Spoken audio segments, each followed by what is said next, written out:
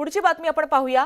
संभाजी भिडे यांच्या विरोधात राष्ट्रवादी काँग्रेस शरद पवार पक्षानं पुण्यामध्ये आंदोलन सुरू केलंय। भिडे यांच्यावरती कारवाई व्हावी या मागणीसाठी राष्ट्रवादीचे बालगंधर्व चौकात मोठ्या प्रमाणात आंदोलन सुरू आहे। पालखी सोहळ्याच्या दिवशी संभाजी भिडे यांनी वटपौर्णिमेच्या पूजेच्या अनुषंगाने महिलांबाबत वक्तव्य केलं होतं। वटसावित्रीच्या पूजेला नटींनी जाऊ नये, ड्रेस घातलेल्या महिलांनी जाऊ नये असं त्यांचं विधान होतं आणि त्याचे पडसाद आता उमटताना दिसतायत। राष्ट्रवादी शरदचंद्र पवार पक्षाचे कार्यकर्ते जे आहेत ते आंदोलन करतायत। त्याचा निषेध व्यक्त करण्याकरता आज आम्ही पुणे शहर राष्ट्रवादी काँग्रेस पार्टी शरदचंद्रजी पवार या पक्षाच्या वतीने आंदोलन केले।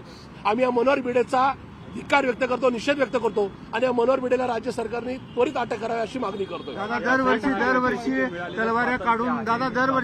तलवाऱ्या काढून आहे ना तो एक प्रकारे राज्य सरकारला आणि नका देशाच्या सरकारला ते हटकं सरकार आहे म्हणून ते नका या ठिकाणी उद्बोधित करतात। कुठेतरी नरेंद्र मोदी आणि देवेंद्र फडणवीस यांनी त्यांना जो मागच्या काळात शब्द दिलेला आहे मनुस्मृतीचा आणि महिलांना मनुस्मृती आचरणात आणून महिलांना एकूणच 4 भिंतीच्या आतमध्ये ठेवण्याचा तो शब्द पाळला जावा म्हणून ते या दोन्ही सरकारला हंडगा म्हणतात।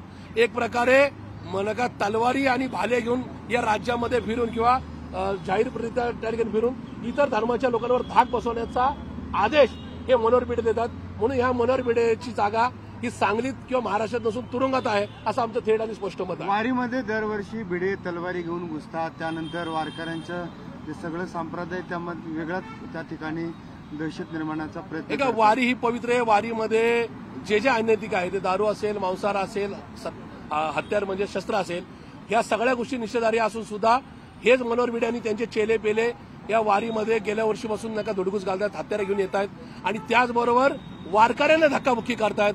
जे वारकऱ्यांमध्ये चोपदार आहेत, जे वारकरी आहेत त्यांना सुद्धा या ठिकाणी धक्काबुक्की करण्याचा प्रयत्न गेल्या वर्षी आणि यावर्षी झाला। हा मनोहर भिडे हा या राज्यातला देशातला धार्मिक आतंकवादी आहे असं आमचं थेट आणि स्पष्ट मत आहे। अटकेची मागणी करताय का? आमची